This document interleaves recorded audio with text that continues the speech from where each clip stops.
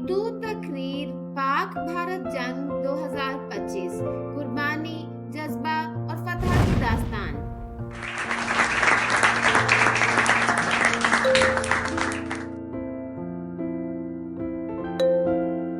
محترم صدر مجلس، معزز اساتذہ کرام اور میرے عزیز ساتھیوں، السلام علیکم ورحمۃ اللہ وبرکاتہ۔ آج میں جس موضوع پر لب کشائی کرنے جا رہی ہوں وہ ہے پاک بھارت جنگ 2025۔ تاریخ گواہ ہے کہ جب بھی دشمن نے ہماری سرحدوں کی طرف میلی آنکھ سے دیکھا، پاک فوج کے جوانوں نے اپنے لہو سے ان آنکھوں کو اندھا کر دیا۔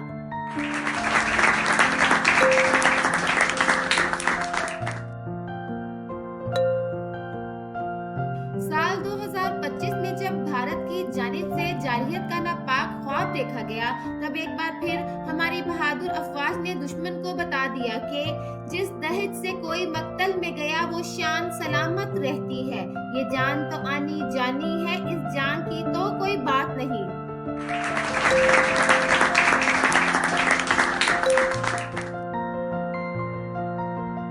دوستو، جنگ صرف بندوقوں کی گھن گرج نہیں ہوتی، جنگ جذبے، حب الوطنی اور غیرت کا نام ہے۔ جب بھارت نے لائن آف کنٹرول پر در اندازی کی تو ہمارے شیر دل جوانوں نے اپنی جانیں ہتھیلی پر رکھ کر قوم کی حفاظت کی۔ سوات، کشمیر، راجگال اور سیالکوٹ کی سرزمین نے شہیدوں کا خون پیا، مگر پاکستان کا پرچم کبھی سرنگوں نہ ہوا۔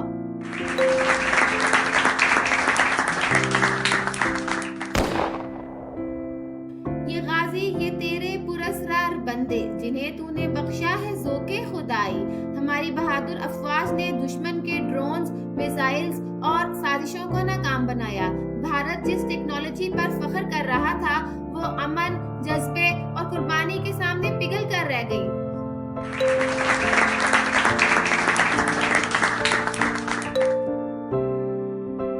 اس جنگ میں ہمارے بہت سے سپاہی شہید ہوئے، جنہوں نے اپنے خون سے تاریخ کے اوراق روشن کیے۔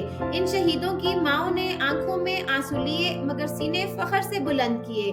میری ماں نے میری شہادت پہ کہا کہ یہ بیٹا تھا، ہے اور رہے گا فخر میرا۔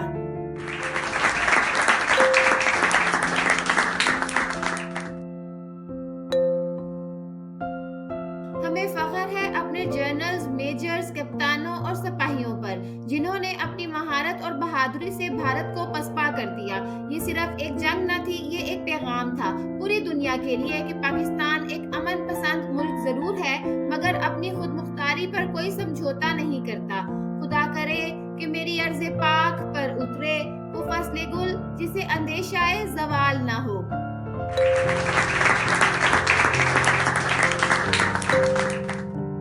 دوستو، یہ جنگ ابھی جاری ہے مگر اس نے ہمیں یہ سکھایا ہے کہ اتحاد اور قربانی سے کوئی دشمن شکست سے بچ نہیں سکتا۔ ہمیں اپنے شہیدوں کو یاد رکھنا ہے، ان کے وارثوں کی قدر کرنی ہے اور اپنے وطن سے محبت کے وعدے کو کبھی نہیں توڑنا۔